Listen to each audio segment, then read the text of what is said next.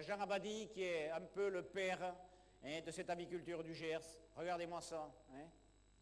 Moi, vous aussi, vous mangez du poulet.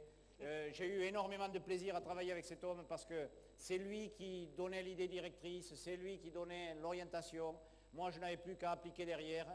Et je vous assure qu'avec des responsables professionnels comme Jean, c'était les véritables leaders.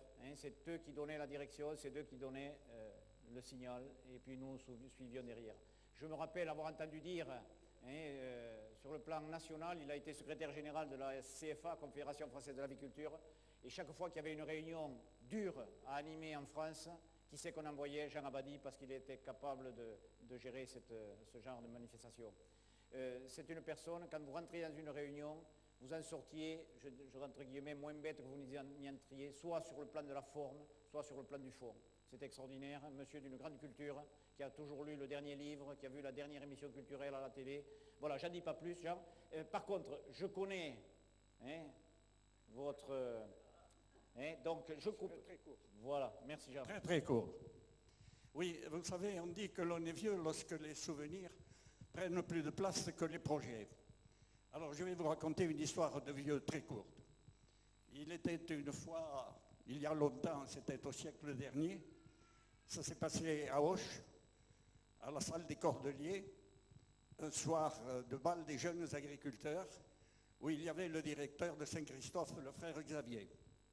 Le frère Xavier ne manquait jamais un bal des agriculteurs, il paraît que c'était un excellent danseur de tango. Et on buvait un coup avec le frère Xavier, et à un moment il me dit, j'aurais besoin que vous me rendriez un service. Vous m'entendez? Oui, oui, très bien, très bien. Si, non, c'est bon. J'ai un jeune, là, un ancien élève qui termine ses études à Purpan et que je voudrais récupérer. Mais avant de le récupérer comme prof, j'aimerais bien qu'il aille se promener un peu dans la nature pour voir comment les choses se passent sur le terrain. Il faudrait que vous lui trouviez un stage pratique. Et puis j'aimerais bien que vous veniez le voir. Alors un soir, avec André Babou, le technicien de la zone témoin de Mirande, on est venu voir le jeune Buffo, qui nous a expliqué qu'il était passionné de vaches.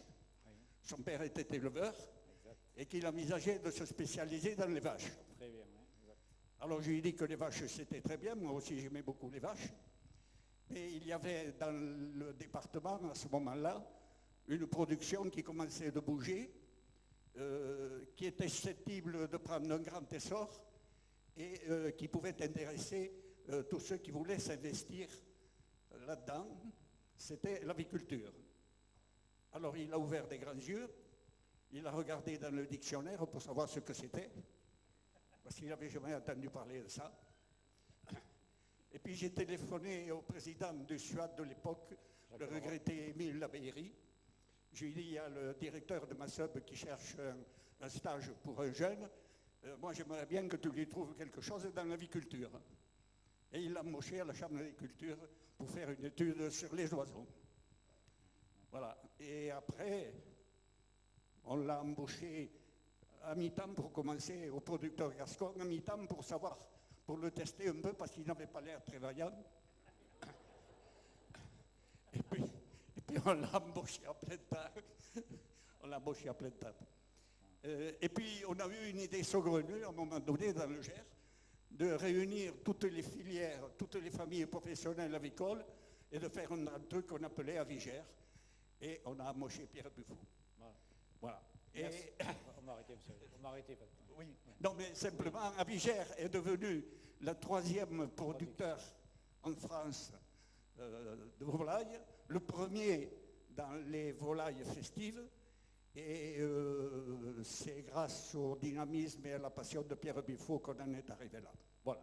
Merci Jean, merci, c'est bien gentil. Jean Abadie est le papa de Xavier Abadie, dont vous trouverez quelques mots et quelques presque pages dans mon livre.